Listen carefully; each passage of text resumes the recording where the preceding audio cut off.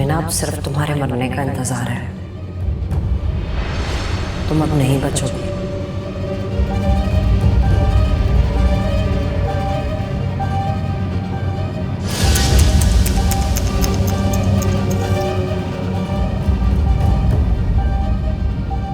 घसीटती हुई लेके जाऊंगी तुम्हारी बेटी को।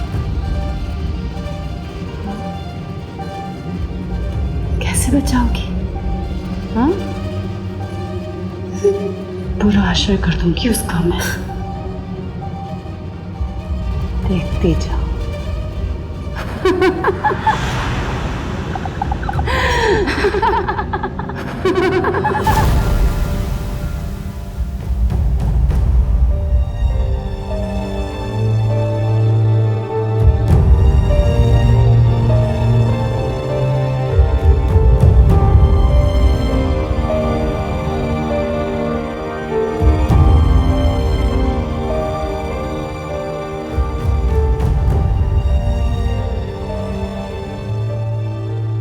अल्लाह, मुझे इतनी मोहलत ज़रूर दे देना कि मेरी आयशा किसी अच्छे घर की हो जाए।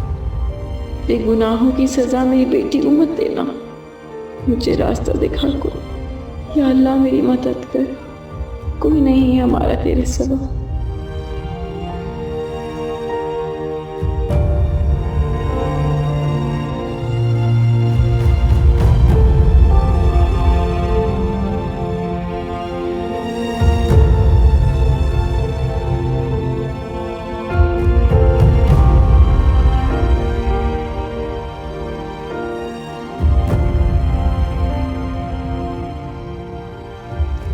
हेमन,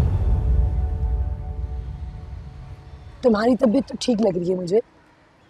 मुझे भी सुमा ने बताया कि तुमने आज भी क्लासेस स्किप की है। सॉरी मैम, पता नहीं बहुत चक्कर आ रहे थे। शायद रात में सही से सोई नहीं थी इसलिए। तुम्हारी रिपोर्ट्स कैसी आई?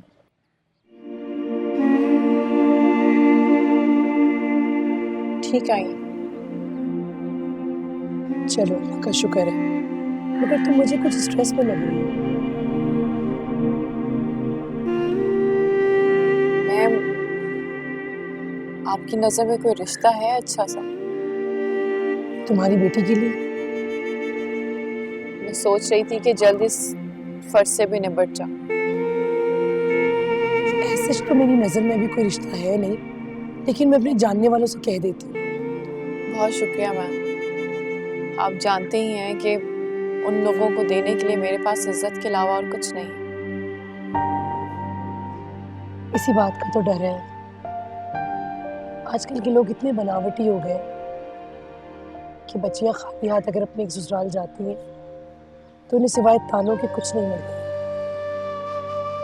अच्छे लोग तो जैसे दुनिया में रहे ही नहीं है।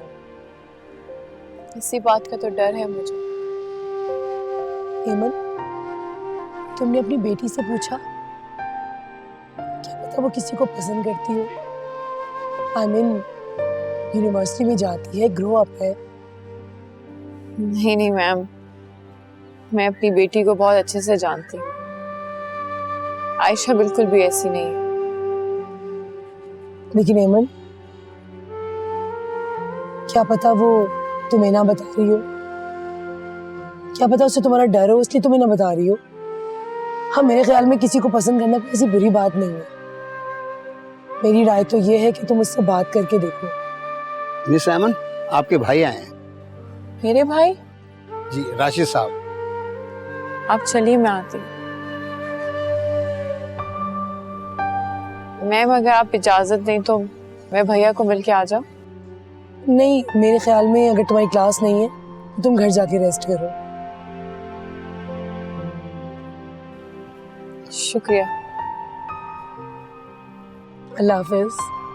हाफिज।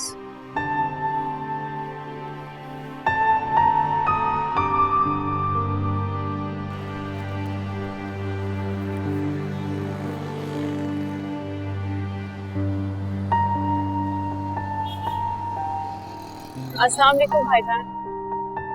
वालेकुम अस्सलाम। मैंने सोचा तुम्हें खुद ही लेने आ जाऊं, तुम पता नहीं क्या भाव। मैं आपको खुद कॉल करने लगी थी कि इकट्ठे चलेंगे। चलो आओ बैठो।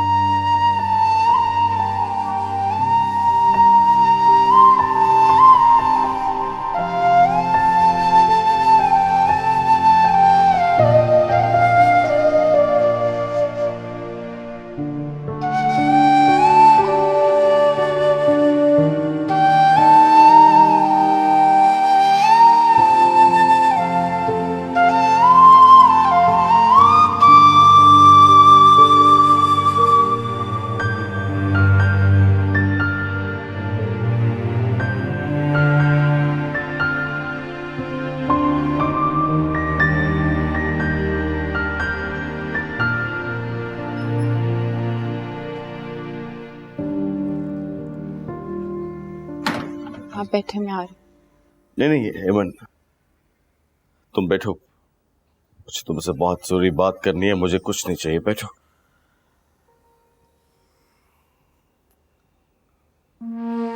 बस कुछ दिनों से बहुत बेचैन सा हूं। पता नहीं अजीब अजीब से वहम आते हैं मुझे। वहमों का क्या है भैया, ये पूरी जिंदगी वहम ही तो है। हेमन प्लीज अपने घर वापस आ जाओ, वो तुम्हारा भी घर है। जगह से क्या फर्क पड़ता है? तुम नहीं जानती हेमन, यकीन करो जब से तुम गई हो मैं एक रात भी सुकून से सो नहीं सका। अम्मी अबू कई बार ख्वाब में आ चुके हैं, आके मुझसे पूछते हैं राशिद हमारी एमन कैसी है, मैं क्या जवाब दूं उनको। भैया आपने एक दफा मुझसे आयशा की शादी का जिक्र किया था। हाँ, तो क्या तुम उसकी शादी करना चाहती? जी भैया, भरोसे के लोग हों, मेरी बेटी को बहुत खुश रखें। मैं अपनी आयशा को अपने राहम से ब्याह देता। नहीं भैया, मेरा आपसे ये बात करने का कतई ये मकसद नहीं था। बस मैंने सोचा कि आपने आयशा की शादी की बात मुझे खुद से कही थी, तो शायद आपके जहन में कुछ हो। अच्छा ठीक है, मैं देखता हूं, लेकिन हेमन तुम बेटा अपने घर वापस आ जाओ। देखो आयशा के साथ जो कुछ भी हुआ वो एक हादसा था, लेकिन उसके बावजूद मैंने पूरे घर को लाइन में खड़ा कर दिया। भैया ये घर हो या वो घर हो, क्या फर्क पड़ता है, मैं हमेशा आपके इर्द गिर्द हूं। और भाभी ने और सबने मुझे 20 साल उस घर में बर्दाश्त किया, अब उनको कुछ सुकून का सांस लेने दें। उसका कुछ नहीं कर सकता मैं, वो नहीं बदल सकती, वो जैसी है बिल्कुल वैसी ही रहेगी। लेकिन हेमन तुम उसकी वजह से घर मत तोड़ो प्लीज। भैया ऐसी बात नहीं करी, वो घर तो हमेशा से भाभी, सिद्रा और राहिम का था। मैं और आयशा तो बस पनाह लिए हुए। नहीं, वो घर तुम्हारा भी है और मैं हेमन तुम्हें हुक्मन अपने साथ लेके जाऊंगा। आपका हुक्म सर आंखों पर भैया। भैया एक वादा करें मुझसे, अगर कभी मुझे कुछ हो गया तो मेरा जनाजा उसी घर से उठेगा। कैसी बातें कर रही हो तुम, अल्लाह से खैर मांगो हेमन। मैं तो खुदा से सिर्फ एक ही चीज मांगू कि मेरी बेटी मेरी तरह दरबदर ना हो। ये बताओ वो ऐसा आया था यहाँ? वहां से शिफ्ट होने की एक वजह वो भी था। मेरे पास दुकान पे आया था, बहुत मिन्नतें कर रहा था, एक बार आयशा से मिलने की जिद कर रहा था। अवैस ने अपना घर जायदाद सब कुछ आयशा के नाम कर दिया।